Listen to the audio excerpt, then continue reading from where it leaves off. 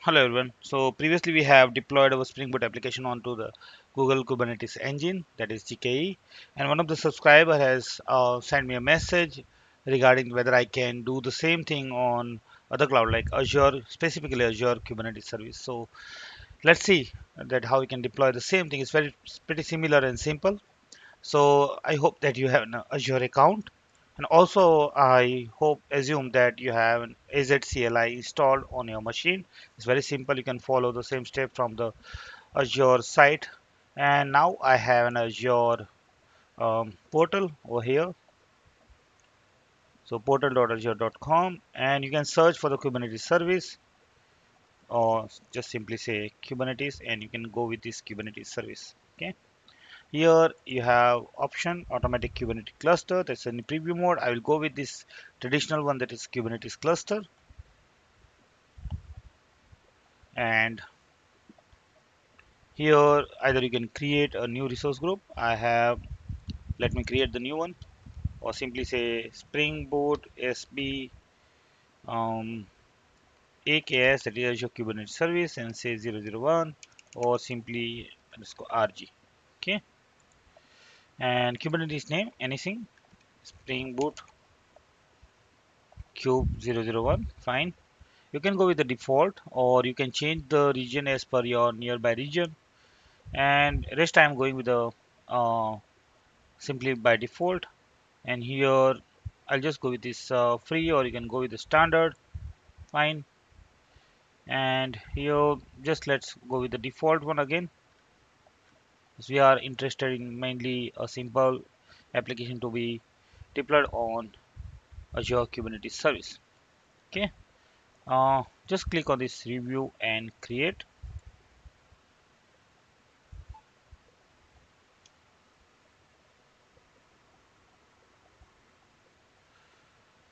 The verification in the progress, so it will verify all whatever entry that, or whether the form fill up that you have done, it is perfectly fine, or whether it is in your subscription.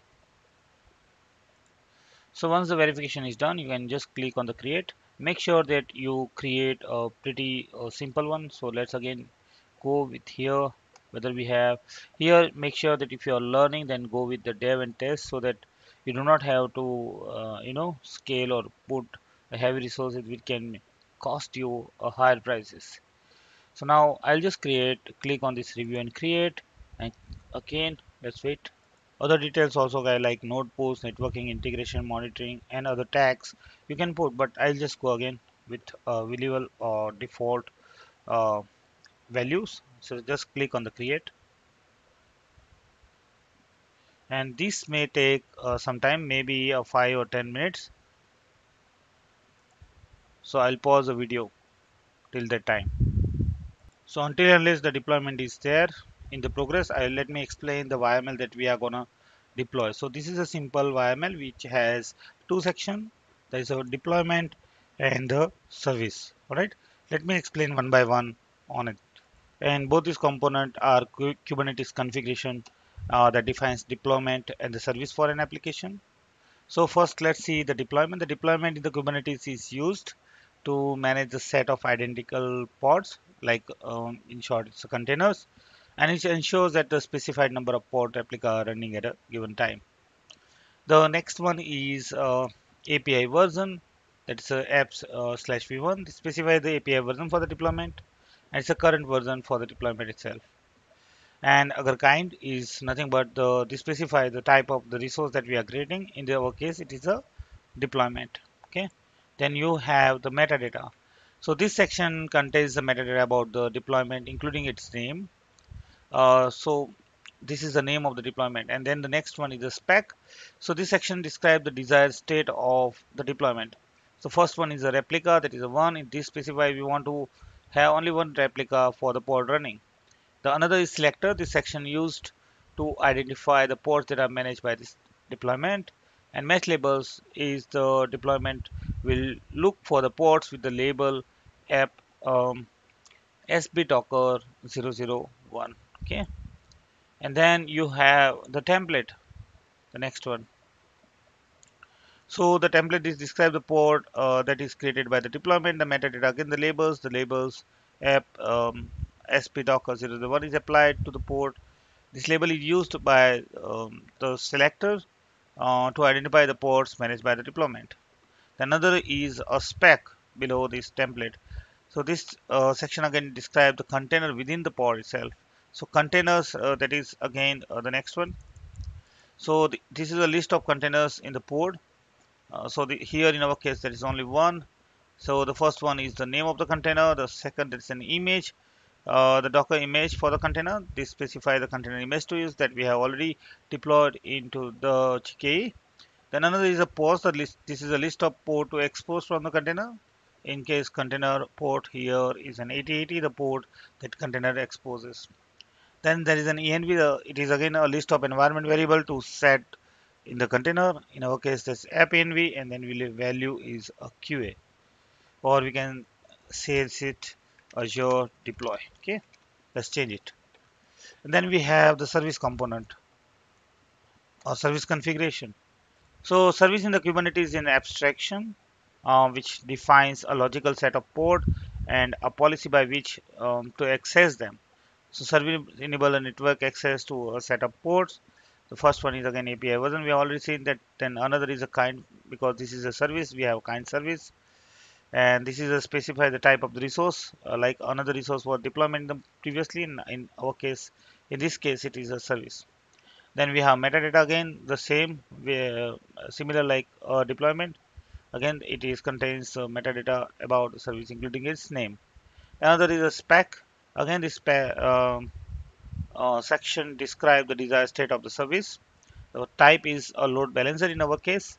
So this specifies that the service should be exposed externally using the cloud provider's load balancer. The another is again a selector. The selector is used to identify the ports that service should route traffic to. And then you have an app that service will route traffic to the ports with the label app. And then we have ports. This section specifies the port the service should expose. The protocol is TCP, the protocol for the port. Then the port 8080, the port the service exposes, and the target port is in 8080, the port on the port the service should forward traffic to. So in summary, this all configuration file creates a deployment with one replica of a pod running a container from the trinomistry slash spdocker 001 colon 1.4, that is a tag image, and a service that exposes this pod using the port 8080 using the load balancer. Alright, so now let us see your deployment is complete. Like go to the resource and click on this connect and just copy this download cluster credential. I will copy it and I'll open this command prompt, and in the command prompt I'll just go with this stamp folder, and here currently nothing. So what I will do is simply say save, or I'll just copy this and click on the save, and here admin temp I simply say sb001 and yml. Okay, so now if I go here, then I have this sb001 yml. So first of all, let's copy this again credential and make sure that you check this Azure version, that is an Azure CLI, and it's working. Okay, otherwise you'll have to log in using the Azure login. So I'll just paste it so that I get the credential for this Kubernetes cluster. Alright, so it is merged with your current context, and now I'll just use this kubectl um, apply -f for file and file name. So let's see. So our deployment is created, a service is created. Now let's check the deployment. kubectl get deploy is all the ready 1 out of 1. kubectl get svc, and our external IP has been allocated, and kubectl get ports. Okay, and it's all everything is running. So now let's copy this thing and in the browser just try and go with 8080. So we have this Spring Boot application ready. Now let's check the hello, and yes, hello world with the Docker image underscore app environment is Azure deploy. Alright, again a very simple way to uh, deploy onto the Azure. Again, once your task has been completed or demo is completed, if you are not longer used, just delete all these services, and better in the case of Azure, go to the resource group and delete all the resource group which have been created just for this Kubernetes cluster. Alright, so that's it for this video.